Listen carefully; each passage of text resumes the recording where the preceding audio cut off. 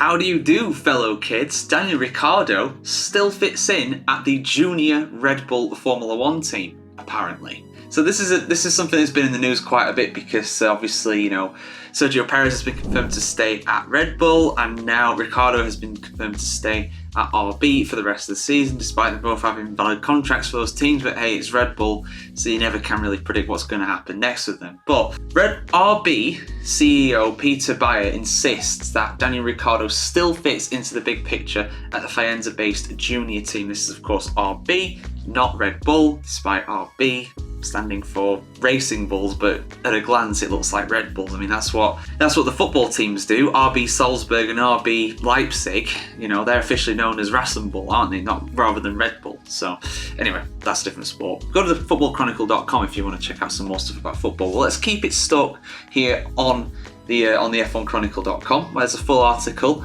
on this as always, guys. But yeah, F1 team consultant Dr. Helmut Marko has also been hinting for months now that at 35, I didn't realize he's 35, he was like 32.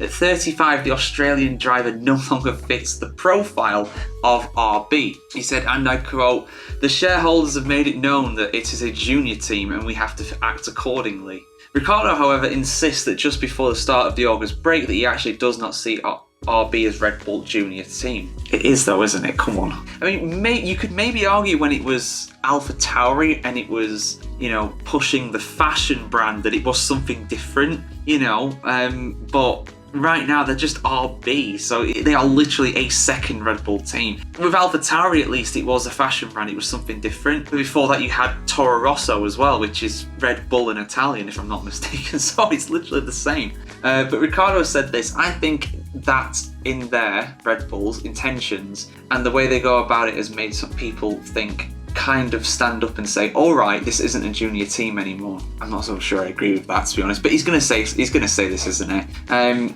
Many expected team owners at Red Bull to decide at a key post-Belgian Grand Prix meeting earlier this week to oust Ricciardo and replace him with, well, he's not technically a rookie anymore, but Liam Lawson, who is a lot younger and, got some big potential, I believe, as well, to be fair. But Ricciardo survived that meeting and will keep his seat for at least until the end of the season. But next season, I think it's going to be a different kettle of fish, because I think they probably will put Lawson in. They're not going to be having Lawson be this involved with the team without having him in the team at some point. And the same goes for Isaac Hadjar as well. Hadjar is doing an incredible job in F2 right now, so I think he'll be in F1 before long, but 25 is probably a little soon for him. Bayer has admitted, though, that he can see Marko's point of view. Helmut argues from that from his position in a logical way. He is responsible for the junior team, and therefore it is logical that he always has an important say when it comes to the drivers. He has the authority and the knowledge, and he is very focused on the subject of juniors. I see a broader picture from the team in the long term. It's not so bad for UK to have an experienced teammate.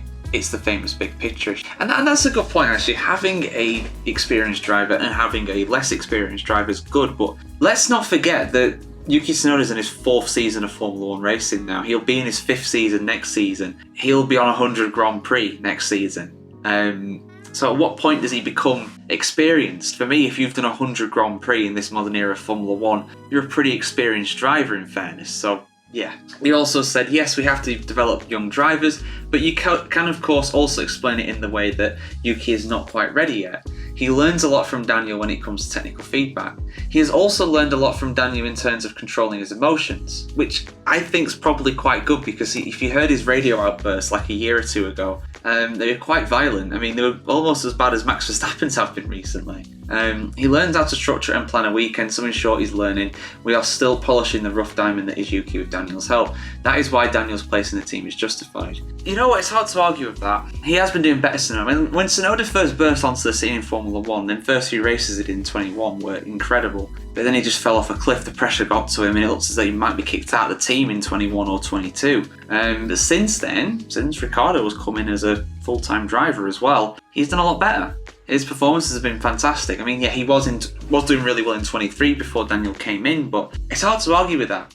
But if you're having a driver just purely there to try and educate another, at what point does Daniel become redundant? Because he will have been there for like a year and a half by the end of the season. He's been there for a year already, so at what point has he imparted all the knowledge he's going to impart, and at what point does he become a drag on the team when you've got Lawson doing very well in F2 anyway the season ago, and putting pressure on for a race seat, and of course doing very well for AlphaTauri last season when he was a stand-in for the stand-in Ricciardo. It's an interesting one. I would personally get Lawson in the car, no disrespect to Daniel, but yeah, 35 years old. That's not a Red Bull Junior driver, and despite what he says, this is the Red Bull Junior team. That's what it is. It always has been, it always will be. But yeah, that's my thoughts, guys. Let us know in the comments below, and for much more Formula 1 news, keep it tuned right here to the F1Chronicle.com.